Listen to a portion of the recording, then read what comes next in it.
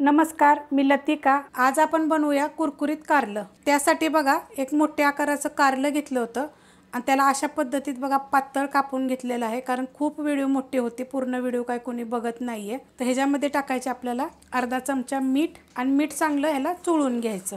मस्त असं बघा मीठ लावून घेतलेलं आहे। आता आपल्याला ह्याला काय करायचं, 10 ते 15 मिनिटांसाठी झाकून ठेवायचं आहे। 15 ते 20 मिनिटं झाले बघा, मी ह्याला झाकून ठेवलं होतं। तर ह्याला बघा अशा पद्धतीत पाणी सुटलेलं आहे। तर हे काय करायचं, चांगलं पिळून घ्यायचं आणि नळाखाली स्वच्छ धुवून पाणी नितळून घ्यायचं। पाणी बघा मी पिळून काढलं होतं आणि नंतर एकदा नळाखाली स्वच्छ धुवून घेतलेलं आहे, म्हणजे त्याचा कडवटपणा पूर्णपणे कमी होईल। आता ह्याच्यामध्ये आपण साहित्य टाकून घेऊया। छोटा 1 चमचा मिरची पावडर घेतलेली आहे। तुमच्या तिखटाप्रमाणे थोडीशी कमी घेतली तरी चालेल आणि थोड्या साहित्यामध्ये झटपट होणार आहे। आपण पहिलं कारल्याला मीठ लावलं होतं, तर त्याप्रमाणेच मीठ टाकायचं, कारण धुवून निघालं होतं। तर थोडंसं मीठ त्याच्यात थोडंसं जास्तच लावलं तरी पण चालू शकते। थोडीशी टाकायची हिंग पावडर आणि ह्याच्यामध्ये टाकणार आहे बघा, मी आगळ भिजत घातलं होतं, तर थोडं आगळचं पाणी टाकणार आहे। जर पाहिजे तर तुम्ही ह्याच्यामध्ये अर्धा लिंबाचा रस पण टाकू शकता, नाही तर अर्धा चमचा पण रस टाकू शकता। हे काय करायचं, पहिलं चांगलं मिक्स करून घ्यायचं। मस्त असं बघा हे मिक्स करून घेतलेलं आहे। आता ह्याच्यामध्ये फक्त आपल्याला टाकायचं तांदळाचं पीठ 1 चमचा घेतलेलं आहे आणि एकदम थोडं थोडं वापरायचं। मिक्स करत करतच आपल्याला ह्याला टाकायचं आहे।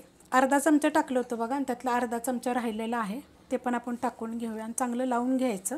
मस्त असं बघा मिक्स करून घेतलेलं आहे। आता ही मोठ्या आकाराचं एक कारलं होतं, तुम्ही जास्त घेतलं तर हेच प्रमाण थोडंसं तुम्ही जास्त वापरलं तरी पण चालू शकतं। तेल बघा चांगलं कडक गरम झालेलं आहे। आता त्याच्यामध्ये आपण सोडून घेऊया। आपण गॅस मिडियमच आहे हे लक्षात ठेवायचं आणि आपल्याला ह्याला मिडियम गॅसवरच करायचं आहे।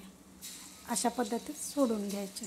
अर्धे सोडून घेतलेत बघा। आता एवढेच आपण चांगले फ्राय करून घेऊया। 2 मिनटं झालेले आहेत बघा। आपण ह्याला हलवून घेऊया आणि मस्त एकदम गोल्डन कलरवर फ्राय करायचे आहेत।